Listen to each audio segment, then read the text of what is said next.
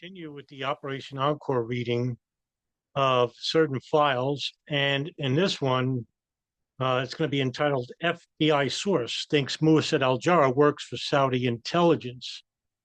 And here is we're going to pull up the file right now. It's an interesting file. I'm going to give some background details to it. And as you can see, this is the FBI file. I'm going to blow this up a little bit so you can read it for yourself. Full investigation and viewed it from FBI Encore. Caption investigation was initiated after blank reported that Muased al-Jarrah, this is coming from an informant inside the King Fahd Mosque. Caption investigation was initiated after blank reported that Muased al-Jarrah blank was listed as an accountant in the employ of the Embassy of the Kingdom of Saudi Arabia, is not an accountant at all. Blank, that he is the head of the Islamic Affairs section. Even though al-Jarrah is the head of the Islamic Affairs section, blank, that he does not have a religious personality to be the head of the section and acts as if his position is more important than it is. As such, blank, that al-Jarrah may be connected to Saudi intelligence.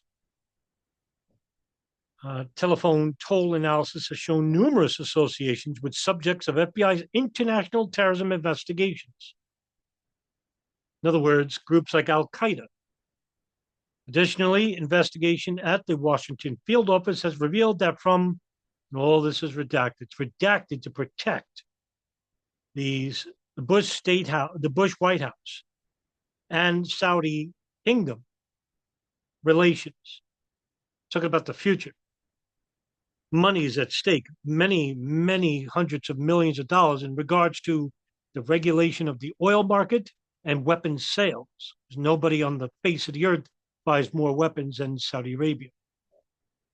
Now, Muased al-Jarrah had started out in the mid-1990s working as the deputy chief of the Islamic Affairs section in the Saudi embassy in Washington, D.C. But he left he left the United States in 2005 after the 9/11 attacks. Pressure from the FBI. The FBI went to his house in Washington, D.C. and told him that he downloaded child pornography. Now, I don't know why they didn't arrest him for this, but the FBI had done a full investigation and found that he had links to terrorism, including al-Qaeda. As coming from former officials related to the case of Operation Encore. Now, Jarrah continued to work until recently in the Saudi Foreign Service, where he was seconded to a major Islamic university in Riyadh, Saudi Arabia.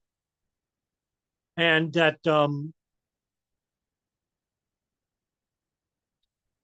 was his long primary employer. And this is coming from court documents.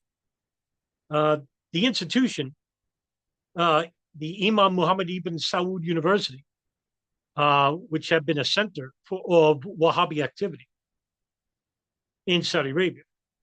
And it actually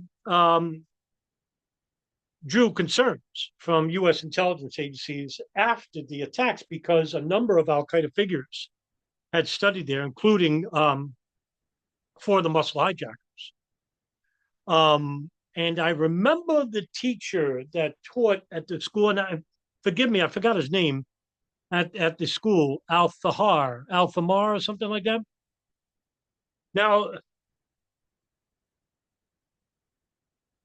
Jarrah, Muased al-Jarrah, his name was redacted in the files itself, and until one page revealed his name. And then it was a media frenzy. Now, Jarrah's possible tie to the plot of 9/11 came to light in a sealed 2012 case summary that was prepared by the counterterrorism unit at the FBI in Washington, the counterterrorism task force that examined the Saudi role in the attacks, and that was originally was PENTTBOM, and then it became Operation Encore because a bunch of FBI agents like Jose Rodriguez didn't like the incompleteness, the Bush White House, breathing down their necks from Director Mueller to tell them not to investigate further. Now, details of that investigation was first revealed in a report. I remember, what's it at ProPublica?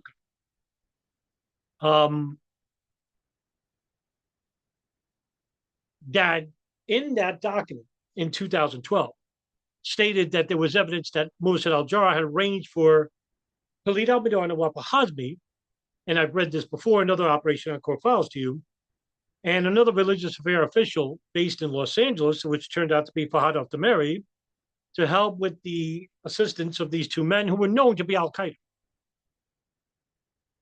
The document was released in 2016, and Jarrah's name, like I said before, was redacted, but it was revealed. And of course, this came, the document was made public by the wonderful work of Dan Christian and Florida Bulldog through a FOIA request.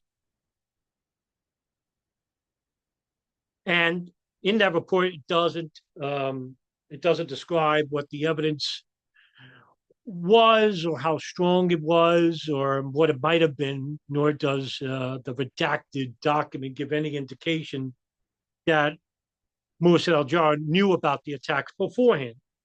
But it does state that Jarrah had a role of support networks with al-Mihdhar and al-Hazmi.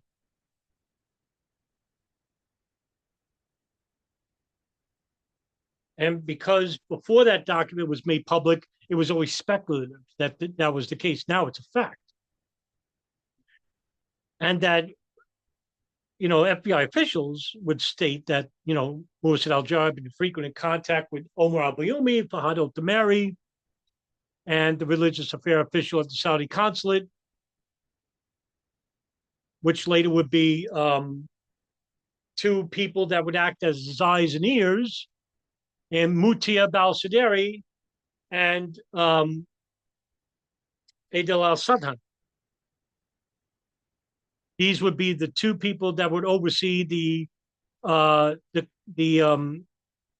assistance provided by Omar al-Bayoumi, Fahad al-Tamari, Anwar al-Awlaki, Osama Basnan, and others at the King Fahd Mosque to Khalid al-Mihdhar and Nawaf al-Hazmi.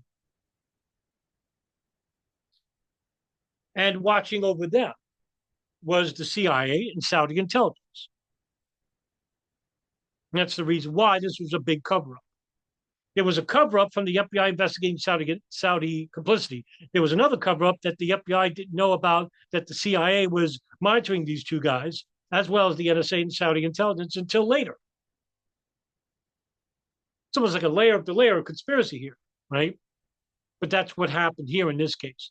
Okay, that's the end of this video. There's going to be more Operation. I'm actually editing more this weekend, more Operation Encore files. I think I have like 600 pages left out of, what was it? I think it was 17,000 pages I've read over the last 2 years regarding Operation Encore. So I'm almost all done. But thanks for watching, guys, and I'll see you in the next video.